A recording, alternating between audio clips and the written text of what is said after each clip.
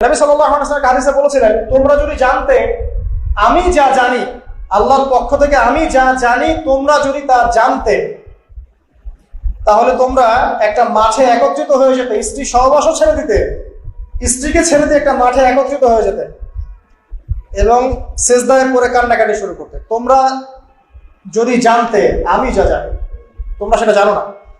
তো বেশি হাসাটার কুফল কি? নবী সাল্লাল্লাহু আলাইহি ওয়াসাল্লাম বলছেন, ফাইন্নাহু ইউমিতুল কলবা। এটা ওই যে কলবের কথা বললাম, কলবের যত্ন নিতে হবে, কলবকে মেরে ফেলবে। বেশি বেশি হাসলে কলবকে মেরে ফেলবে।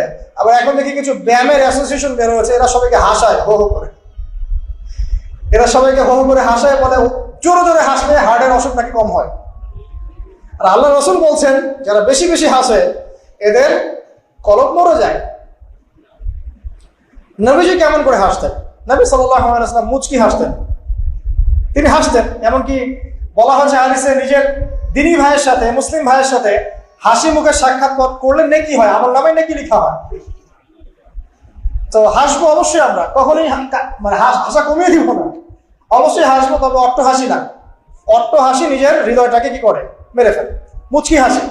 আর নবীজি কখনো কখনো এমন ভাবে হেসেছেন যে তার দাঁত দেখা গেছে, এমন ভাবেও হেসেছেন, কিন্তু সেটা সংখ্যা খুব কম ছিল। তো আসুন, এর একটা কুফল আছে,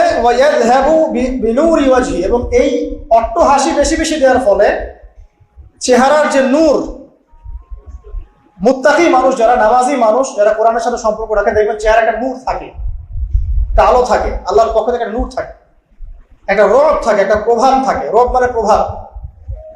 তো বেশি বেশি জোরে জোরে হাসতে চেহারার নূর কমে যায়।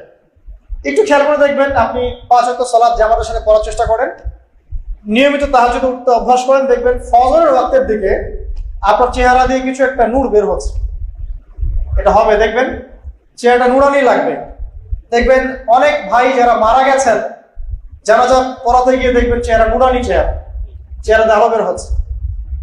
আর মানুষ যত বেশি পাপ করতে থাকে, চেহারার নূর তত কমতে থাকে, চেহারার নূর তত কমতে থাকে। যত বেশি প্রকাশ্য আর গোপন পাপ মানুষ করতে থাকে, চেহারার নূর কমতে থাকে। তবে অনেক নূরানি চেহারার পিছনেও কিন্তু শয়তান থাকে, এটাও মাথায় রাখতে হবে। তো আল্লাহ পাকে প্রকৃত মুত্তাকি বান্দা হওয়ার তৌফিক দান করুন, আমিন। আর দুটো ওসিয়ত তিনি করেছেন, সেটা হলো যে কুলতু জিদনি ইয়া রাসূলুল্লাহ, আমি বললাম ইয়া রাসূলুল্লাহ আমাকে আরো বাড়িয়ে দিন, আরো ওসিয়ত করুন। তিনি বলছেন, কুলিল হাক ইন কানা মুররান, সবসময় সত্য কথা বলবে, যদিও এটা তিতা শোনায়, মানুষের কাছে তিক্ত মনে হয়, তুমি সত্য কথা বলবে। আর সত্যের সংজ্ঞাটা আমাদের জানতে হবে। সত্যের সংজ্ঞাটা আমরা যা শিখেছি এটা চূড়ান্ত সংজ্ঞা নয়। সত্যের ডেফিনেশন হচ্ছে সূরা কাহফের 29 নম্বর আয়াতে আছে। কোন সূরায়?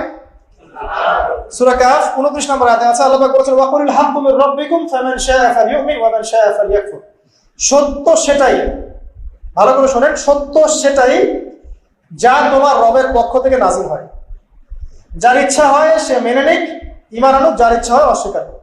ইন্না আ'তাদনা লিযালিমিনা নারা, আমি জালেমদের জন্য আগুন প্রস্তুত করেছি, ইলা আখিল আয়াত। তো এখানে আল্লাহ পাক সত্যের ডেফিনেশন দিয়েছেন, দ্য ডেফিনেশন অফ ট্রুথ। সত্যের ডেফিনেশন কি? আল্লাহর পক্ষ থেকে যা নাযিল হবে সেটাই সত্য। আল্লাহর পক্ষ থেকে তাওরাত নাযিল হয়েছিল, ঠিক আছে, জাবুর নাযিল হয়েছে, ইনজিল নাযিল হয়েছে, সুহফ ইব্রাহিম মুসা নাযিল হয়েছে, কোরআন নাযিল হয়েছে। যখন তাওরাত নাযিল হয়েছিল, তাওরাত ওই যুগের জন্য সত্য মিথ্যার চূড়ান্ত মানদণ্ড ছিল। এখন না, কারণ সেটা রহিত হয়ে গেছে। জাবুর ওই যুগের জন্য সত্য মিথ্যার চূড়ান্ত মানদণ্ড ছিল, ইনজিল ওই যুগের জন্য ছিল। যখন থেকে কোরআন নাযিল হয়েছে এবং সুন্নাহ এসেছে, কিয়ামত পর্যন্ত সত্য মিথ্যার এর বাইরে কোনো মানদণ্ড আছে? নাই। তবে যে কোনো বুদ্ধি, যে কোনো দর্শন বা ফিলোসফি, যে কোনো স্কুল অফ থট, যে কোনো মতবাদ, যে কোনো বৈজ্ঞানিক আবিষ্কার, যেটাই হোক না কেন, যদি কোরআন এবং সুন্নাহর সাথে মিলে যায়, সাংঘর্ষিক না হয়, সেটাকে মেনে নিতে আমাদের কোনো আপত্তি নেই, ঠিক আছে। কিন্তু যে কোনো বিজ্ঞান বা দর্শন বা যুক্তি বা মানবরচিত কোনো মতবাদ, যেটাই হোক, যে কোনো স্কুল অফ থট বা ফিলোসফিক্যাল থট, এগুলো কোরআন এবং সুন্নাহর সাথে যদি না মিলে, সাংঘর্ষিক হয়, সেক্ষেত্রে এটা না মানাই আপনার আমার উপর ওয়াজিব। এটা সত্য মিথ্যার মানদণ্ড থাকবে না। এখন আমাদের কাজ কি? জাস্ট এগুলোকে মিলিয়ে দেখা কোরআন সুন্নাহর সাথে, এগুলো মিলছে কিনা, ব্যাস। ওয়াইন কানা মুররান, যদি সত্য তিতাও হয় তবুও বলতে হবে। যদি চাকরি চলেও যায়, ইমাম সাহেবকে সুদের এগেনস্টে বলতে হবে, বলা শিখতে হবে, ঘুষের এগেনস্টে বলা শিখতে হবে, দুর্নীতির এগেনস্টে বলা শিখতে হবে। ওয়াইন কেন এমন রন যদি দিতেও লাগে, তবে বলার ভাষাটা এগ্রেসিভ হবে না, মানুষকে আঘাত করে বলার ব্যাপারটা ইসলাম সমর্থন করছে না। কিভাবে ফেরাউনের কাছে নবী মুসা আলাইহিস সালামকে দাওয়াত দিতে পাঠানো হচ্ছে। ফেরাউন হামান কারুন নাম মনে আছে তো, তাদের কাছে পাঠানো হচ্ছে নবী মুসা এবং তার ভাই হারুন আলাইহিস সালামকে। আল্লাহ পাক এখন তাদেরকে বলছে কি, যাহাবা ইলা ফিরআউন, তোমরা দুজনে ফিরআউনের কাছে যাও, ফাকুলা লাহু কাওলান লাইয়িনা, ফিরআউনের কাছে গিয়ে নরম ভাষায় কথা বলো, লাআল্লাহু ইয়াতাযাক্কারু আও ইয়াখশা, হতে পারে সে উপদেশ গ্রহণ করবে এবং আমাকে ভয় করবে। তো প্রেজেন্টেশন একটা ব্যাপার আছে। আল্লাহ নবী মুহাম্মদ সাল্লাল্লাহু আলাইহি ওয়াসাল্লামকে বলছেন যে উদউ ইলা সাবিলি রাব্বিকা বিল হিকমা, তুমি তোমার রবের দিকে মানুষকে ডাকো প্রজ্ঞার সাথে, ওয়া মাউইযাতিল হাসানা, এবং উত্তম উপদেশের সাথে, রুড ভাবে না, এগ্রেসিভলি না, আর চরম পন্থার প্রয়োগ করে নয়, এমন ভাবে যাতে করে সত্যটা উপস্থাপিত হয় এবং আপনার ভাষায় উপস্থাপনা, এক্সপ্রেশন এবং অ্যাটিটিউডটা এগ্রেসিভ মনে না হয়। ঠিক আছে, এই বিষয়টা খেয়াল রাখা উচিত আমাদের। আমরা যারা ওয়াইজ বা বক্তা বা খতিব বা দায়ী আছি, মানুষকে আঘাত করে কথা বলে আসলে ফায়দা খুব একটা হয় না, বরং তাকে যদি বুঝিয়ে দেওয়া যায়, সত্যতা উপস্থাপন করা যায়, আর আল্লাহ যদি তার তাকদীরে হেদায়েত লিখে রাখেন, ইনশাআল্লাহ সে হেদায়েত পাবে। আর যদি নাও পায়, আপনার দায়িত্ব শেষ। ফাযাক্কির ইন্নামা আনতা মুযাক্কির, আপনি উপদেশ দিন, আপনি শুধু উপদেশদাতা। লাস্তা আলাইহিম বিমুসাইতির, আপনি কারো প্রতি দারোগা নন। ফাযাক্কির ইন নাফাআতি যিকরা, আপনি উপদেশ দিন, যদি উপদেশ কাজে আসে। সায়াযাক্কারু মান ইয়াখশা, যারা আল্লাহকে ভয় করে তারা শীঘ্রই উপদেশ গ্রহণ করবে ইনশাআল্লাহ। আল্লাহ পাক আমাদের সবাইকে প্রকৃত দায়ী হওয়ার তৌফিক দান করুন, আমিন। একজনের কথা বলে আমি সামনে যাচ্ছি। মুসআব বিন উমাইর রাদিয়াল্লাহু আনহু, ইসলামের ইতিহাসের প্রথম দায়ী, যাকে নবী সাল্লাল্লাহু আলাইহি ওয়াসাল্লাম মক্কা থেকে মদিনায় পাঠিয়েছিলেন, যিনি বিলাসী জীবন যাপন করতেন জাহিলি যুগে। তার এত দামি পারফিউম ছিল, আতর ছিল, খুশবু ছিল, যে মক্কায় কারো কাছে নাই। বুঝতে পারছেন? ইসলাম কবুল করার পরে তার অবস্থা এমন হয়েছিল যে তার একাধিক পোশাকও নাই যেটা চেঞ্জ করে নামাজ পড়বেন। উহুদের যুদ্ধে তিনি শহীদ হয়েছেন এবং তাকে দাফন করার জন্য কাফনের কাপড় পাওয়া যায়নি, তাকে ঘাস, ইখসিন নামক ঘাস দিয়ে দাফন করা হয়েছে। এই হলো আপনার দুনিয়ার শেষ পর্যন্ত। কিন্তু পরকালে তিনি এখন জান্নাতুল ফিরদাউসে আছেন ইনশাআল্লাহ। এখানে আপনি সাফল্যও বুঝতে পারছেন। তো মুসআব বিন উমাইর রাদিয়াল্লাহু আনহু যখন মদিনায় গিয়ে দাওয়াত দিচ্ছেন, তখন সাদ বিন মুআজ নামে একটা সাহাবী ছিলেন, যিনি আওস গোত্রের নেতা। তিনি দাওয়াতি কাজ করছেন, কিন্তু সাদ বিন মুআজ তার কাছে এটা পছন্দ হচ্ছে না। তিনি এসে খুব কড়া ভাষায় বললেন যে মদিনা থেকে এই দাওয়াতি কাজ যদি বের না করো, তাহলে তোমার আমার মাঝখানে যে আত্মীয়তার সম্পর্ক আছে এটাও থাকবে না, মানে তোমাকে আমি হত্যা করব। মানে তিনি ইসলামটা পছন্দ করছেন না। তিনি বলছেন এখান থেকে বেরো, এই দাওয়াতি কাজ এখান থেকে বন্ধ করো, মদিনা থেকে বের হও। তখন মুসআব বিন উমাইর কি করছেন শোনেন, তিনি বলছেন আওয়াতাকউদু ওয়া তাসমা, তিনি কোন রকম এগ্রেসিভ কথা বললেন না। আমরা হলে কি করতাম? আমরা হলে কিন্তু এগ্রেসিভ কথা বলতাম। আমাদের ইস্যু না থাকলেও যে পরিমাণে এগ্রেসিভ কথা আমরা বলি, ইস্যু খুঁজে খুঁজে বের করে একজনের মানহানি করার জন্য, আন্ডারস্টিমেট করার জন্য, মানুষের চোখে তাকে আন্ডারস্টিমেট করার জন্য, কত কি না ইস্যু না থাকলেও। আর এখানে তো ইস্যু জাজল্যমান, তাকে সে কড়া ভাষায় বলছে বেরো, এখানে এই মসজিদ থেকে বেরো, দাওয়াতি কাজ করা যাবে। তিনি বলছেন আওয়াতাকউদু ফাতাসমা, আপনি কি একটু বসবেন, একটু শুনবেন। ওয়াইন রাদিতা বিহি কবিলত, আমি যে দাওয়াতটা দিচ্ছি এটা যদি আপনার পছন্দ হয় তাহলে আপনি কবুল করবেন। ওয়াইন কারিহতা, যদি আপনি এটা অপছন্দ করেন, আযালনা আনকা মা তাকরা, তাহলে আপনি যেটা অপছন্দ করছেন এটা আপনার এখান থেকে নিয়ে চলে যাবেন। কত ডিপ্লোম্যাটিক অ্যান্সার, যে আমি যে দাওয়াতটা দিচ্ছি এই দাওয়াতটা যদি আপনার পছন্দ হয় আপনি কবুল করেন, যদি না হয় তাহলে আমি এখান থেকে চলে যাব।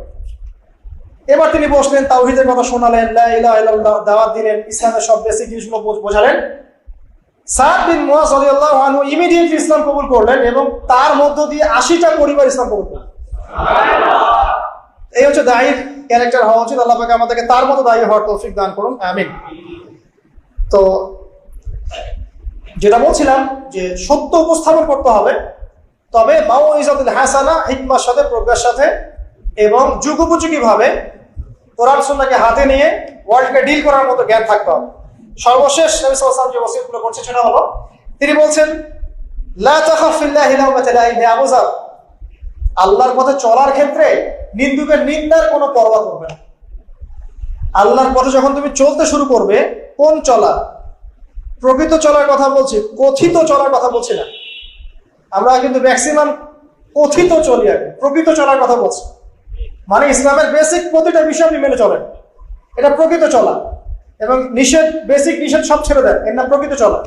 আর কথিত কি? বাইন বাইন মুযাবযাবিনা বাইনাহুম, মানে এদিকেও আছে এদিকেও আছে, মানে যখন যেদিকে বাতাস সেদিকে ফ্লো আর কি। ঠিক আছে? পাবলিক দেখলো, একটা ফতোয়া দিলাম, পাবলিক চেতে গেল, ফতোয়া চেঞ্জ করে দিল, মুযাবযাবিনা বাইনাহুম। তো প্রকৃত চলা, যখন তুমি প্রকৃত রূপে আল্লাহর পথে চলবে, তখন মানুষ তোমার নিন্দা করবে, সমালোচনা করবেই। মানুষ নিন্দা করবেই, সমালোচনা করবেই। এটা নবীগণের সুন্নাত। নূহ আলাইহিস সালাম থেকে শুরু করে মুহাম্মদ সাল্লাল্লাহু আলাইহি ওয়াসাল্লাম পর্যন্ত এমন কোনো নবী নাই যাকে তার কওম তিরস্কার করে নাই, বের করে দেয় নাই, অত্যাচার করে নাই। কোনো কোনো ক্ষেত্রে নবীদেরকে হত্যা পর্যন্ত করা হচ্ছে। তো নবীগণের যে নিষ্পাপ কোনো মানুষ আছে, তাহলে তাদেরকে এই ভোগান্তি কেন পোহাতে হলো? তারা কি আমাদের চেয়ে অন্য কোনো ইসলাম ফলো করতেন? তাহলে আমরা এমন কোনো ইসলাম ফলো করছি যেটা করলে আমাদের সব ঠিক থাকে, চাকরিও যায় না, পরিবারে সব ঠিক থাকে, এদিকে আমি ব্যবসাও লাভ উন্নতি করছি, ঠকাচ্ছি, আবার আমার হজ উমরাও ঠিক আছে, মাশাআল্লাহ। সো এমন ইসলামের কথা বলা হচ্ছে এখানে, যে ইসলাম পালন করলে পরিপূর্ণ ইসলাম যারা পালন করছে না, এরা তখন আপনাকে নিন্দা করবে, সমালোচনা করবে, আপনাকে তিরস্কার করবে। এটা শুরু হবে আপনার পরিবার থেকে। আপনি টোটাল ইসলাম ফলো করার চেষ্টা করেন, আপনার পরিবার থেকে বাধা শুরু হবে ফার্স্ট অফ অল, এখান থেকে। তারপরে সমাজ মেনে নিবে না, তারপরে দেখা যাবে ধর্ম নেতারা মেনে নিবে না। প্রচলিত একটা সিস্টেম চলছে, আপনি এসে একটা নতুন কিছু বলছেন, তখন এরা মেনে নিবে না, যে নতুন বিষয়টা অবশ্যই কোরআন সুন্নাহর সাথে মিল আছে। তারপরে সর্বোচ্চ লেভেল ফেরাউন, নমরুদ, এটা পরে, ওটা সবার আগে আসবে। তবে নবীজি বলছেন সাল্লাল্লাহু আলাইহি ওয়াসাল্লাম, লা তাখাফা ফিল্লাহি লাওমাতা লাইম, কোন নিন্দুকের নিন্দা বা সমালোচনার পরোয়া করবে না। মনে রাখবেন, যারা বীর তাদের গায়ে আঘাতের চিহ্ন থাকে, যারা কাপুরুষ এদের গায়ে কখনো আঘাতের চিহ্ন থাকে না। আর যারা ইসলাম ফলো করেও খুব পুত পবিত্র থাকতে চায়, ডানেও যাবো না বামেও যাবো না, এভাবেই সব চলবে, তাদের ঈমান, ইসলাম এবং ইহসান নিয়ে নতুন করে ভাবার সময় এসেছে এখন। আল্লাহ পাক আমাদেরকে প্রকৃত ইসলাম ফলো করার তৌফিক দান করুন, আমিন।